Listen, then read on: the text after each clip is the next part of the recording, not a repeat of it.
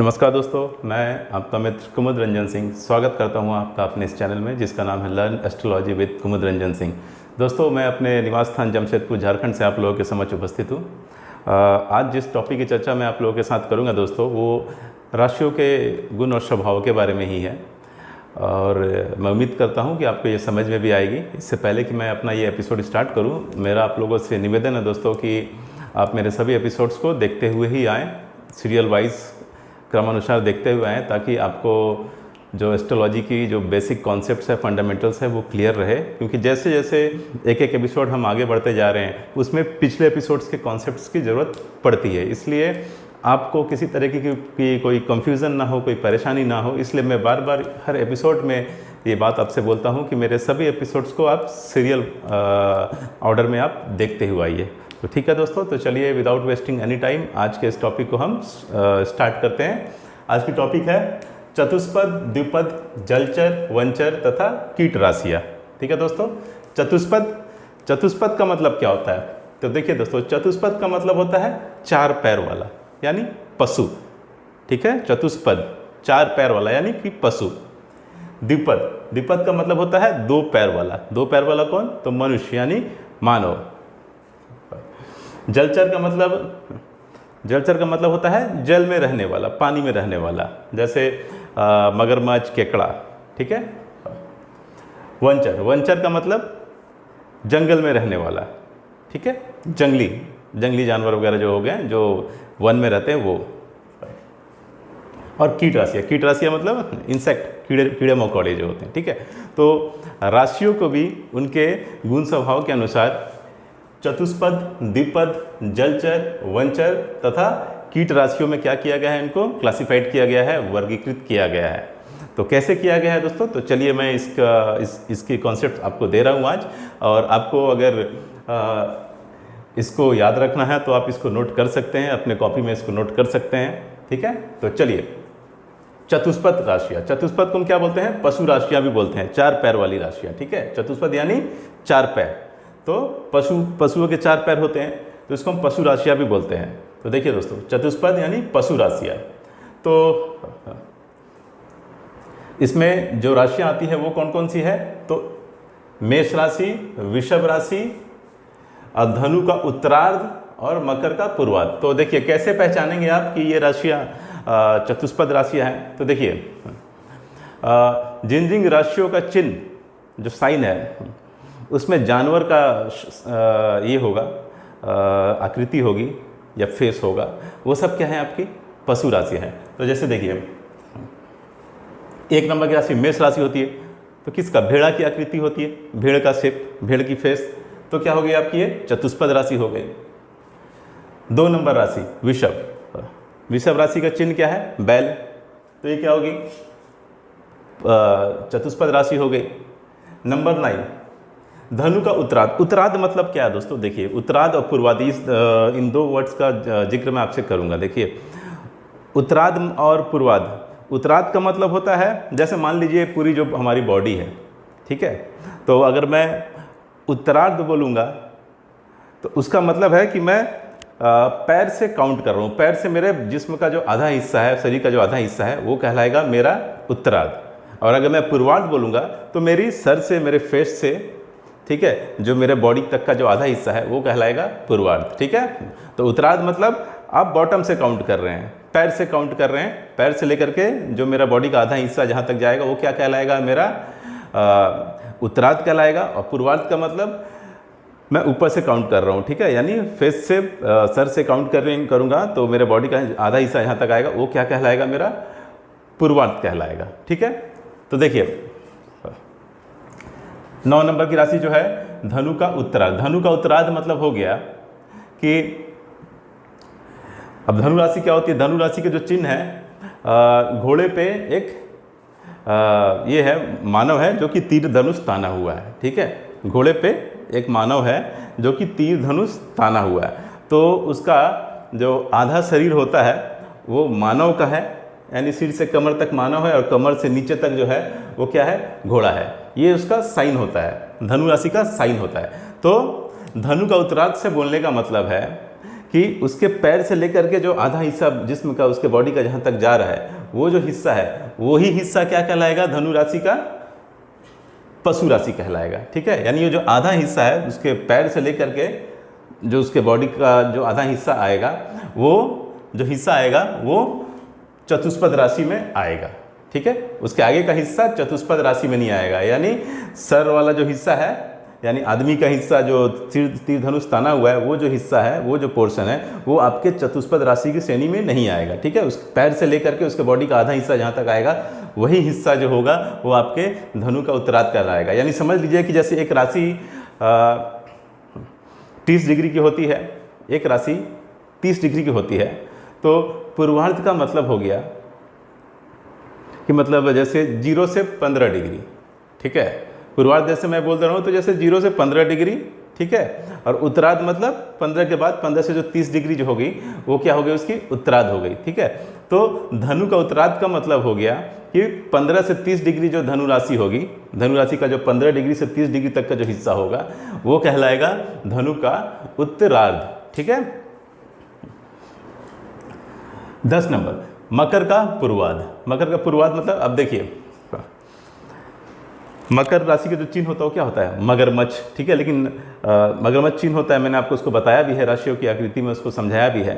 लेकिन जब आप देखिएगा उसका जो पूरा डायग्राम आप देखिएगा तो आपको जो उसको बहुत जगह उसका जो साइन दिखाएगा वो क्या दिखाएगा कि उसका भी जो आधा जो हिस्सा रहता है, यानी सर वाला जो हिस्सा रहता है ना, एक हिरन टाइप का होता है, बाकी आधा धड़ जो होता है वो क्या होता है? मगरमच्छ वाला हिस्सा रहता है। लेकिन उसको जहाँ पे भी जनरली जो हम लोग उसके लिए साइन यूज़ करते हैं वो क्या है? मगरमच्छ का ही साइन यूज़ करते हैं। ठीक है, तो लेकिन फिर भी चूँकि जो फुल आकृति है उसकी, जब हम इसकी विवेचना कर रहे हैं, क्योंकि ये काफ़ी हम डीप में जा रहे हैं, ठीक है, तो इसलिए एक एक पॉइंट को मैं यहाँ पे आपके साथ डिस्कस कर रहा हूँ। तो उसका जो शुरुआत वाला जो हिस्सा है, यानी फेस वाला, सर वाला जो हिस्सा आ रहा है, वो हिरन वाला हिस्सा है, और उसके बाद जो उसका धड़ वाला हिस्सा है वो मगरमच्छ वाला हिस्सा है।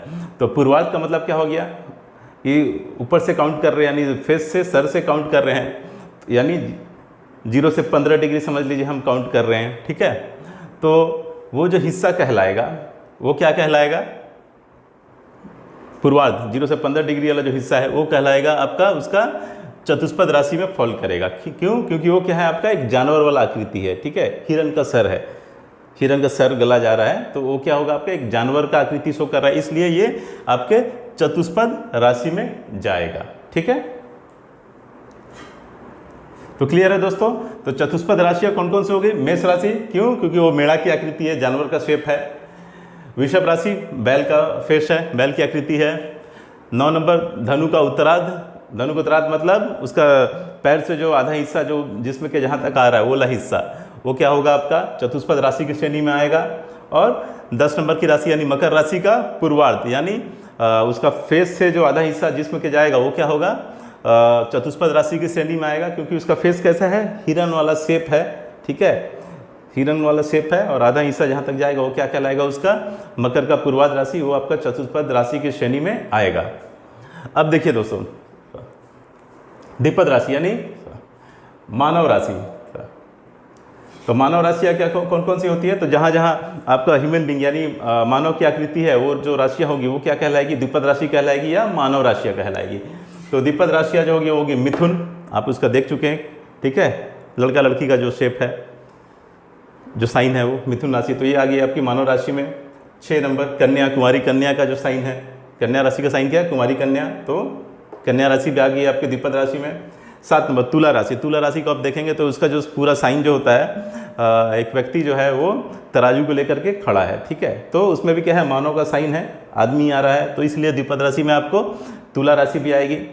उसके बाद 9 नंबर की राशि यानी धनु का पूर्वार्ध। ठीक है, धनु का पूर्वार्ध का मतलब क्या हो गया? यानी तीर कमान ताना हुआ जो ये है व्यक्ति है, उसमें जो घोड़े पे बैठा हुआ टाइप का लगता है। ठीक है, आधा हिस्सा यानी फेस से तीर कमान धारण का किया हुआ से लेकर के जो उसके बॉडी का जो आधा हिस्सा जा रहा है। ठीक है, उसके बाद आधे हिस्से के बाद क्या हो जा रहा है? आपका घोड़े की आकृति चालू हो जा रही है। तो शुरुआत से यानी 0 डिग्री से 15 डिग्री तक धनु राशि का जो हिस्सा होगा वो क्या कहलाएगा? आपका द्विपद राशि की श्रेणी में आएगा। ठीक है, क्लियर है दोस्तों। तो धनु का उत्तरार्ध हो गया आपके चतुष्पद राशि की श्रेणी में और धनु का पूर्वार्ध हो गया आपके द्विपद राशि की श्रेणी में। अब देखिए दोस्तों, जलचर राशि है। जलचर राशि मतलब जो जल में रहते हैं जो जीव, ठीक है। तो कर्क राशि यानी 4 नंबर राशि यानी केकड़ा। क्लियर है, केकड़ा क्या रहता है, जल में रहता है, इसलिए कर्क राशि क्या होगी आपकी, जलचर राशि हो गई। 12 नंबर की राशि यानी मीन राशि, ठीक है। इसका साइन क्या है, मछली, जल में रहता है, इसलिए क्या हो गई आपकी जलचर राशि हो गई। 10 नंबर की राशि मकर का उत्तरार्ध। देखिए दोस्तों, तो मकर का उत्तरार्ध का मतलब क्या हो गया कि मकर राशि का यानी शुरुआत का जो हिस्सा है मकर राशि का वो क्या है आपका, एक हिरन का फेस है, ठीक है, वो जा रहा है, और पीछे का हिस्सा क्या है उसका, मगरमच्छ वाला है।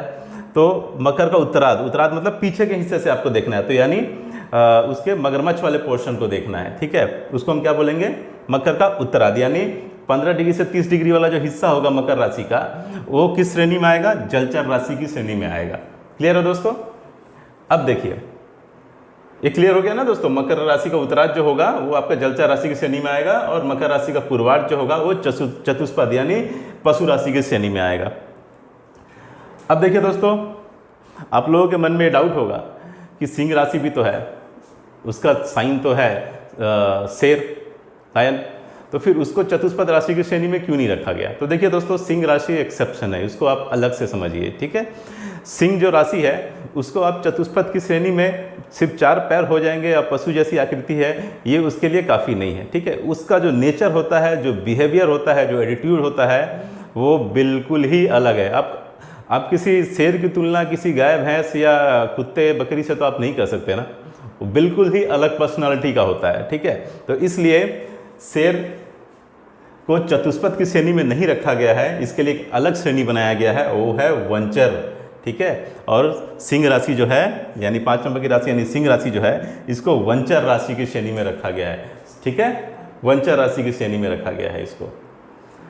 और लास्ट में जो बचती है दोस्तों कीट राशि है। कीट राशि है मतलब कीट पतंग जो होते हैं, ठीक है, बहुत सारे जिनके पैर होते हैं। कीट राशि में आएंगे आपके 8 नंबर की राशि यानी कि वृश्चिक, ठीक है। वृश्चिक यानी कि बिच्छू, इसके क्या होते हैं, बहुत सारे पैर होते हैं, ठीक है। ये कोई 2 पैर और 4 पैर वाला नहीं है, बहुत सारे पैर होते हैं इसको, ठीक है। बहुपद आप इसको बोल सकते हैं, ठीक है। कीट राशि मतलब बहुपद राशि अभी आप इसको बोल सकते हैं। तो 4 से ज़्यादा पैर होते हैं, ठीक है। तो इसको किस श्रेणी में रखा गया है, बिच्छू को यानी वृश्चिक राशि को 8 नंबर जो राशि है वृश्चिक राशि को इसको रखा गया है कीट राशियों की श्रेणी में, ठीक है दोस्तों। तो क्लियर हो गया कि कौन कौन सी राशियाँ चतुष्पद में आती है, कौन सी राशियाँ द्विपद में आती है, कौन सी राशियाँ जलचर राशि में की श्रेणी में आती है, कौन सी राशियाँ वंचर राशियों की श्रेणी में आती है और कौन सी राशियाँ कीट राशियों की श्रेणी में आती है। तो देखिए दोस्तों, ये जो कॉन्सेप्ट्स है ये आपके लिए बहुत ही उपयोगी साबित होगी जब आप शादी के लिए जब कुंडली मिलान होता है, मैच मेकिंग होती है, जब लड़का और लड़की की कुंडली मिलाई जाती है, देखा जाता है कि हाँ दोनों एक दूसरे के साथ शादी के बंधन में बंधने के लिए उपयुक्त हैं कि नहीं है, तो उस समय आपको इन सभी चीज़ों की नॉलेज की आवश्यकता पड़ेगी, ठीक है। और समय आने पे ही हर चीज़ को बताया जाता है, ठीक है। अभी मैंने आपको बताया है कि चतुष्पद, द्विपद, जलचर, वंचर और कीट राशियाँ क्या है, ठीक है। लेकिन अभी मैं आपको गुण मिलान में इसका यूज़ कैसा हुआ ये आपको अभी नहीं बताऊंगा, क्योंकि फिर ये लेंथी हो जाएगा, अभी से ही आपके लिए कॉम्प्लिकेटेड हो जाएगा। तो इसलिए मैं हर चीज़ को छोटा छोटा एपिसोड में ये करके बना रहा हूँ, और जितना आपको एट इंस्टेंट अभी रिक्वायर्ड है सिर्फ उतना ही बताऊँगा, उससे ज़्यादा अभी नहीं बताऊँगा, अदरवाइज़ आपको समझने में परेशानी हो रही। मैं ये मान के चल रहा हूँ कि जो भी दर्शक मेरे सामने मुझे देख रहे हैं वो एस्ट्रोलॉजी की ABCD भी नहीं जानते होंगे, मैं उस लेवल से चल रहा हूँ, ठीक है। और इसलिए मैं उनको थोड़ा सा भी, मेरा ये इरादा नहीं है कि मैं उनको थोड़ा सा भी कुछ ऐसा बताऊं जिससे वो कंफ्यूज हो जाएं, इसलिए बिल्कुल मैं बेसिक बता रहा हूं। और वो सब चीज़ें जब मैं एडवांस लेवल पे पहुंच जाऊंगा, जब हम पहुंचेंगे एडवांस लेवल पे, तब वो सब चीज़ें आपको क्लियर होगी, ठीक है। क्योंकि देखिए एस्ट्रोलॉजी का हर जो नॉलेज है ना एक दूसरे से कनेक्टेड है, इंटरलिंक्ड है, ठीक है। अगर कुछ हिस्से ऐसे भी होंगे मेरे एपिसोड्स के, मान लीजिए अगर कुछ ऐसे हिस्से हैं, कुछ ऐसा पोर्शन रह गया हो जो आपको समझ में नहीं आ रहा होगा, तो जब मैं आगे के एपिसोड जैसे जैसे बनाता जाऊंगा तो हो सकता है अगर आप उसको कंटिन्यू देखते जा रहे हैं तो हो सकता है आपको उस एपिसोड में वो चीज़ क्लियर हो जाए, ठीक है। बहुत सारे ऐसे चीज़ होते हैं जो अभी क्लियर नहीं होता, लेकिन 1-2 एपिसोड और बनाइए और थोड़ा दिन जैसे बीतेगा आप देख रहे हैं तो क्या होगा, खुद ब खुद आपको क्लियर हो जाएगा। जैसे देखिए, मैं क्यों हर चीज़ को एक ही एपिसोड में नहीं समाहित करता, इसके पीछे बहुत बड़ा रीज़न है। रीज़न ये है कि आप कंफ्यूज्ड ना हो, ठीक है। आप इसकी नोट्स बनाते जाइए, उसको देखते जाइए, पढ़ते जाइए, याद कीजिए, ठीक है। रट्टा मारने की ज़रूरत नहीं है, ठीक है। 2 बार 3 बार आप इसको देखिएगा, आपके दिमाग में घर कर जाएगी, क्योंकि मैं उस तरीके से बता रहा हूँ कि ये आप अपने प्रैक्टिकल लाइफ में इसको देख करके आप इसको याद कर सकते हैं। कोई भी चीज़ देखिए, जब आप रट्टा मारते हैं ना, तब वो आप भूलते हैं, लेकिन जब आप उसको कॉन्सेप्ट की तरह समझते हैं, उसके बेस को समझते हैं कैसे हो रहा, प्रैक्टिकली जब आप उसको समझते हैं, तब आप भूलते नहीं हैं, ठीक है। वो आपके दिमाग में घर करके बैठ जाता है, आपको अच्छे तरीके से याद हो जाता है। तो मैं आपको ये बता रहा था कि इसका जो यूज़ होता है वो आपके वश्य, जब अष्टकूट मिलान हम करते हैं शादी के समय, लड़का लड़की की कुंडली मिलाने के लिए, मैच करने के लिए, देखने के लिए, तो उसको हम लोग, इसमें एक आती है एक जो गुण जो होता है, वश्य जो होता है, जब वो मैच कराते हैं तब इसकी हमें आवश्यकता पड़ती है। लेकिन उसकी चर्चा मैं अभी आप लोगों के साथ नहीं करूँगा, क्योंकि उसकी अभी कोई आवश्यकता नहीं है चर्चा करने की। तो इसको आप ऐसे समझ सकते हैं ना दोस्तों, जब आप क्लास 7-8 में रहते होंगे, जब आप पढ़े होंगे, तो उस समय आप मैथ पढ़ते होंगे, तो आपने पढ़ा होगा ना, a + b का whole square is equal to a² + 2ab + b square, ठीक है। आप उतना जानते होंगे, आपके टीचर ने पढ़ा दिया होगा, a + b का whole square is equal to a² + 2ab + b square, और a + b का होल क्यूब के भी बारे में आपको बता दिया होगा, a³ + b³ + 3ab × a + b, ठीक है। इतना बताया होगा आपको कि ये फॉर्मूला है, ठीक है। लेकिन उस समय आपको ये नहीं बताया होगा कि ये फॉर्मूला मेरा आया कहाँ से, ठीक है। उस समय आपको ये नहीं बताया होगा कि ये मेरा फॉर्मूला डिराइव हुआ कैसे, ये वैल्यू कैसे आया, a + b का whole square equal to a² + 2ab + b square आया कैसे।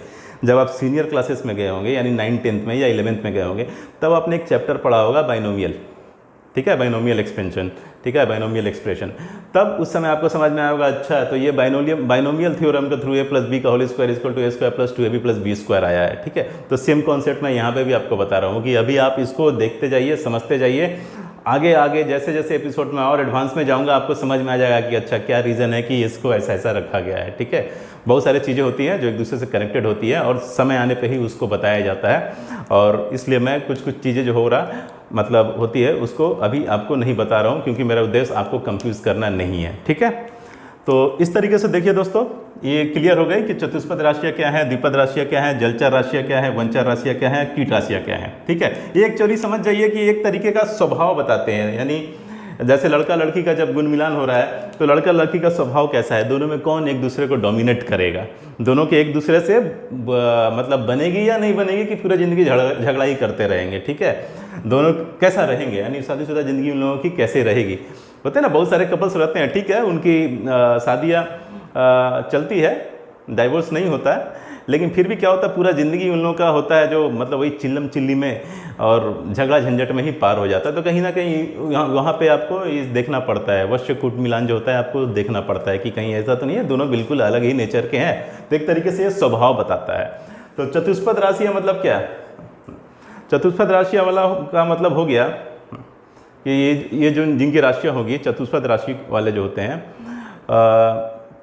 चतुष्पद राशि का जो गुण होता है वो होता है कि मतलब बस अपना खाया पिया, बाकी कोई परवाह नहीं किसी की, ठीक है। जानवर टाइप के होते हैं, ठीक है, मतलब जानवर हो गए। जानवर को क्या होता है, समय पे खाना मिल गया, पड़ा हुआ है, कोई मतलब नहीं है, ठीक है, मतलब स्वार्थी, थोड़ा आलसी टाइप का आप बोल सकते हैं, ठीक है। खाना खाया, उसके बाद भूल गया कि क्या उसका किसी के लिए रिस्पॉन्सिबिलिटी है, क्या उत्तरदायित्व है, नहीं, ये चीज़ नहीं होती है, ठीक है। आई मीन इसकी कमी होती है, मतलब थोड़ा स्वार्थी टाइप के होते हैं, ठीक है। चतुष्पद। द्विपद, द्विपद यानी मानव राशियाँ, ये क्या होते हैं, थोड़ा समझदार होते हैं, अपने परिवार के लिए और समाज के लिए क्या इनका उत्तरदायित्व है उसके बारे में सोचते हैं। ये हो गए द्विपद राशि वाले जो होते हैं, उनका जो थोड़ा स्वभाव है ऐसा होता है। जलचर राशियाँ, जलचर राशियाँ वालों का जो मतलब जो स्वभाव होता है, जलचर राशि का जो स्वभाव होता है वो होता है कि हमेशा बेचैन रहते हैं, हमेशा परेशान रहते हैं, ठीक है। पता नहीं किस चीज़ का मतलब उनको भ्रम होता है, लेकिन हमेशा वो बेचैन और व्यग्र मिलेंगे, यानी परेशानी रहेंगे, टेंशन में दिखेंगे। वंचर राशियाँ, वंचर राशि वाले जो होते हैं वो शांत रहते हैं, आराम से मतलब शांत रहेंगे, पड़े रहेंगे, लेकिन और कोई बहुत ज़्यादा किसी को तंग नहीं करेंगे, लेकिन कोई छेड़ देगा तो फिर उसके बाद छोड़ेंगे नहीं, ठीक है। यानी ये शांत प्रवृत्ति के होते हैं, लेकिन जब आप कुछ कर दीजिएगा तो क्या होगा, बहुत ही ज़्यादा हिंसक हो जाएंगे, ठीक है। ऐसे बैठे रहेंगे, पड़े रहेंगे, आपको लगेगा नहीं कि कुछ ऐसा है, लेकिन क्या होगा कि कुछ अगर इनके साथ कुछ छेड़खानी हो गई तो ये बहुत ही हिंसक हो जाएंगे, फिर कंट्रोल कर पाना मुश्किल है, ठीक है। इस एकांत में रहते हैं, यानी थोड़ा एकांत इनको पसंद है, थोड़ा आइसोलेट होकर के रहते हैं। बताया ना मैंने, शेर देखिए कभी झुंड में नहीं रहते, ठीक है। वो जो जंगली कुत्ते रहते हैं वो झुंड में रहते हैं, लेकिन शेर जो होते हैं हमेशा अकेला रहता है, हाँ, वो हमेशा अपने आप को अकेला रखना चाहता है। तो क्या होता है, अकेला पड़ा रहता है, लेकिन कोई छेड़ दिया तो उसके बाद फिर वो उनके गुस्से को कंट्रोल कर पाना मुश्किल होता है। तो ये हो गया वंचर राशि। कीट राशियाँ, ये जो हो गए कीट राशियों का स्वभाव होता है कि हर चीज़ को हाइड करना, अपने मन के अंदर छिपा के रखना, ठीक है। ये सरप्राइज अटैक करते हैं, ठीक है। हर चीज़, अपना जो भावना होगा ना, वो सबको आपको छुपा के रखेंगे, और जब वक्त आएगा तब डंक मार देंगे, ठीक है। इनकी फीलिंग को आप समझ नहीं पाइएगा, ये हर चीज़ अपनी फीलिंग सबको छुपा लेंगे और बस हिसाब किताब रखेंगे। अच्छा तो ये मेरे साथ हो रहा है, ये आदमी व्यक्ति कर रहा है, और जब जरूरत आएगा तो डंक मार करके निकल जाएंगे, ठीक है। तो ये प्रवृत्ति होती है कीट राशियों की, स्वभाव की, ये स्वभाव होता है इनका। तो मैं उम्मीद करता हूं दोस्तों कि ये आपको क्लियर हो गया होगा। चतुष्पद, द्विपद, जलचर, वंचर तथा कीट राशियाँ जो होती है कौन कौन सी है, कैसा इनका स्वभाव होता है, मैंने यहाँ बस इसकी बेसिक जानकारी दी है, बिल्कुल डिटेल एक्सप्लेनेशन नहीं दिया है, ठीक है। कुंडली में और भी बहुत सारी चीज़ें होगी देखने के लिए, तो मैंने बस बेसिक इसको टच किया है। एक बार जब बेसिक पूरा ख़त्म हो जाएगा तब मैं एडवांस लेवल पे भी जाऊंगा, और फिलहाल तो मैं यही उम्मीद कर रहा हूँ कि मैं जितना बता रहा हूँ आप उसको समझ रहे होंगे, और इससे रिलेवेंट अगर आपको कोई क्वेश्चन है तो आप पूछ सकते हैं। मैं पूरी कोशिश करूँगा कि उसका जवाब दूँ।